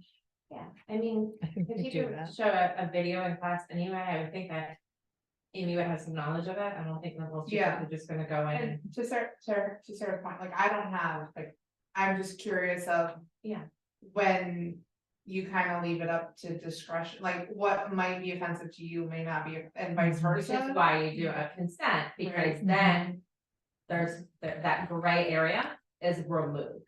So the gray area of, this form might go home and the parent might say, why do I actually have to sign this? Like, of course you can watch a gap being dissected. Mhm. And then you might have another parent who's saying, oh my goodness, like, it is our religious belief that way. Right. So you know what I mean? I'm That just saying is- though, teachers, so like you as a teacher might think that that's. Not, some of these consent, your counterpart may not, right, like as another teacher, like. I guess that's the only, but I mean, We are also just. Like ballooning a little bit, because this is kind of specific to survey. Right. well, here, It's, I get, I. Oh, it's only for surveys? It's for surveys of, surveying. that's students okay. about things, so it's like, but they don't, it doesn't read that way. I know, No. and it's activity, It's but not- then It's, It doesn't expect read- certain instructional. Right, materials. I that's know, what- that's that's what what- I'm about the right to, like, and it's instructional stuff, and that. As long as that's related to the survey you're doing, but the last 2 pages do cover opting out of specific activities and consent for specific activity, Right, right. So That's- it that's covers the it all. You can confusion, keep it though, is all. that Survey policy, survey of students. Mhm. And student privacy, but it talks about. It talks, right, it Activities. talks about, Review Instructional materials, Right. form number 4. Mhm. Review of instructional materials, evaluations for the program. Mhm. Fundraising things. It's, I just don't see the tie-in always, like it's.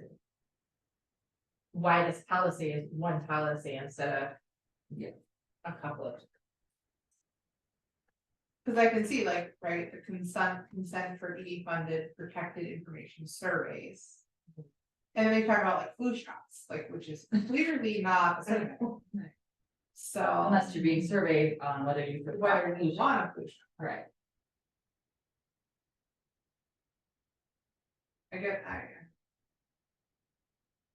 I would say it's fine, but I think that we need to be code with them. I don't think We're on to that. go for next Thursdays. Please go over that one. Try to get yourself back in the survey land. Does it have to be all the survey policy? I think. Maybe. can make it what you We want. can request it to see, there might be something more on this, like Okay, along the lines. Of how, Informed consent or something like that, or something. yeah. About how teachers engage with their kids on. I think it's in a handbook too, or something. I feel like I've seen it. yeah, I feel like we recently, I feel like we. Had a similar kind of conversation Yeah. So this might be about survey. narrowed specifically about surveying. Yeah, cause we talked about parents being notified when a survey was being conducted. right, And page 2 has the models, the consent model and the opt-out model, and it specifically addresses information surveys. Although that's not how I read it when I read Mhm. inspect certain instructional materials, so that's why I was. Right, but confused, same- because on same page with the 2 flu it shot. says that. Same with the flu shot, like, I read the flu shot to be, you would send home a notification to opt out of. Flu shots, if you do not want if you do not want your child to participate in the activity, right, it's like. Right. Switch when we were kids, right? Hmm. It could be a survey as to whether or not we participate in a flu shot. It very well. It's not a It's just like a survey. okay, Alright. table, table. Okay. table. What about your- I know. I'm changed. No, thank you on that one. In November. We'll be bright and bushy in December. Okay, we can move on to new business now, personnel. We got a notification from Denise, our bus driver. He's fine. Where is he that? She's moving out of state. Yeah, Over home, so this is a resignation. okay, She drives a bus survey, she, She's 25-year veteran driving bus. of the bus, Yeah. okay, that's a big loss. yeah. I mean, bus driver general, but he's. Yeah. Now, it's in her letter, it said that she wasn't quite sure of the dates. Has that been kind of narrowed down? That's Yeah. you can just accept the resignation and I don't think we need to put down a date. You just. Oh, I guess my curiosity was, do we have somebody to be able to fill it that Yes, quickly? yes, we'll I talk guess my about that later. question. Yeah. Because I Yeah. try to okay. enter to No, date. that's later. Okay. You need a motion to accept. Yes, to accept the Motion. resignation. With regrets. With your- Okay, we have a motion, all in favor? Aye. Aye. Nays. All in favor, motion carries. Okay, thank you, Denise. And your fingers crossed that we can build back our fleet of drivers. It's always a tough thing to do. Okay. That's it for, wait, do we have anything else for personnel? That's it? Yes. Okay. So we have our schedule of meetings for the Board of Ed for the upcoming year. First look, does anybody have any concerns? The April meeting, It's early. yeah, That's what we I'm- have the vacation in Yeah. there. Week and after do is we have vacation. The meeting on April 4th, is it, and Mhm. or do we have it after the vacation? We opted for April 4th, I think, Yeah. Yes. yeah. So that you're not coming in for the vacation. Thank you. Okay, we'll approve that one. Everything else is pretty standard. We have our summer schedule, so we'll see how that goes, but. All right, do you have a motion to pass? Do we need a motion for that? Yeah, Yeah. so I gotta submit that to town hall. Motion, yeah, to pass the scheduled meetings for the upcoming school year. Yep. Good. All said aye in favor? Aye. Nays, none heard, motion passes. Okay. We need a authorized signer. Sorry.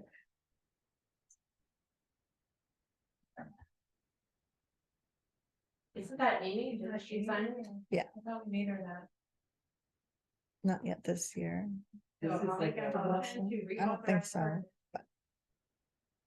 Right, so we need an authorized signer of the ED-099 agreement for the child It's nutrition just- program. I don't think it was for this year, but.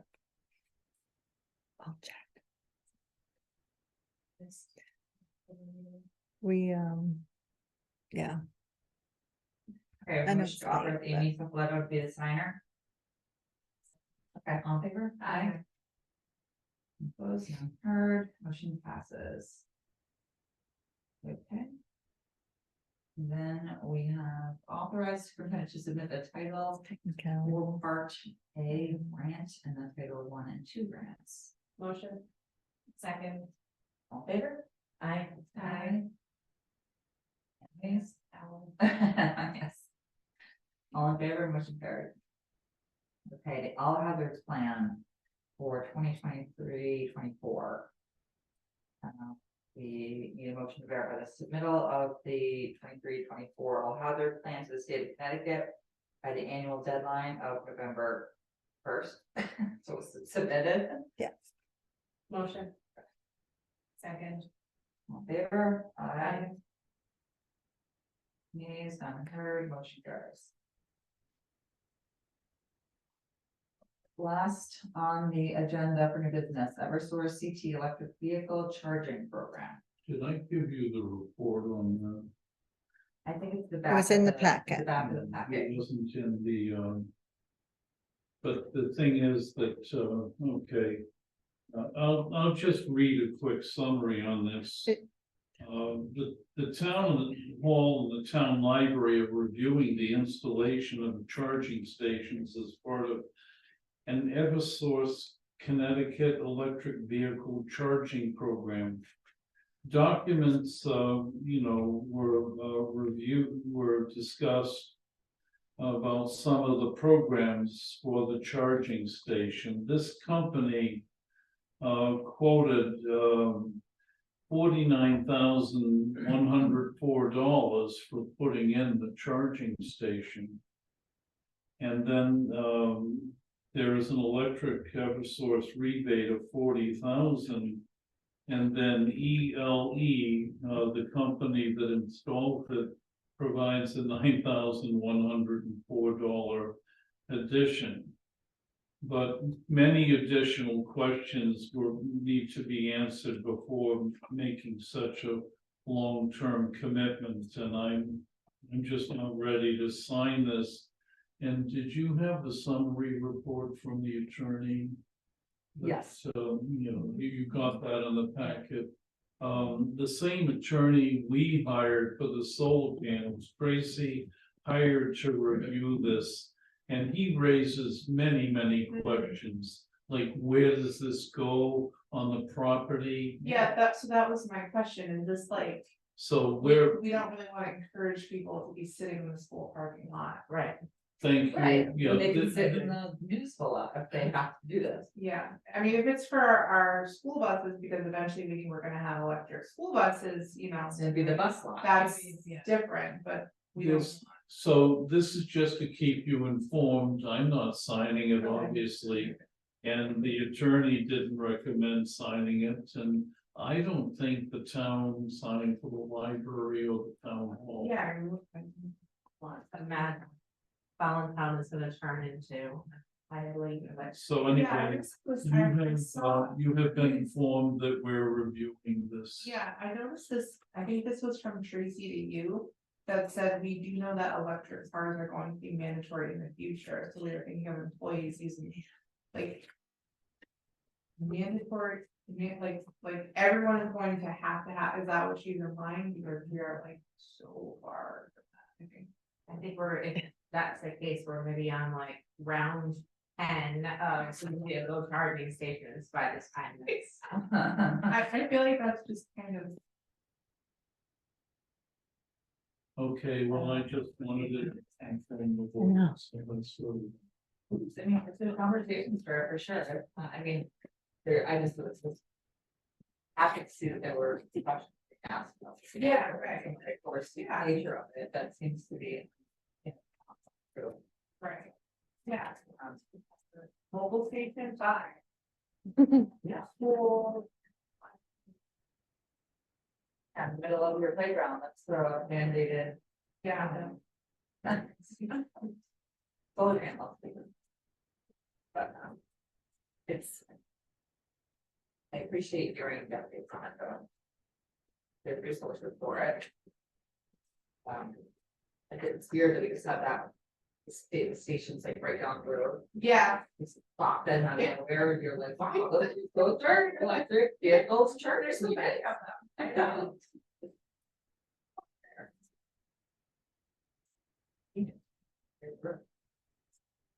Okay, I found it funny that this came from Fall River, because we have like that building right there, Solar Spring Fall River and.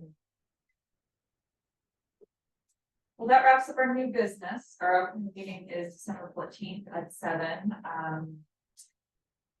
We have information for executive session or.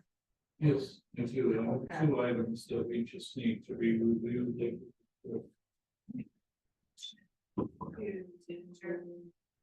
Right, superintendent. We just negotiated by the superintendent.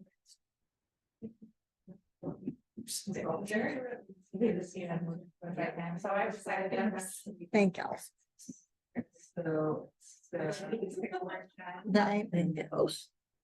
9 and 10. Which one? All in favor? Okay. I.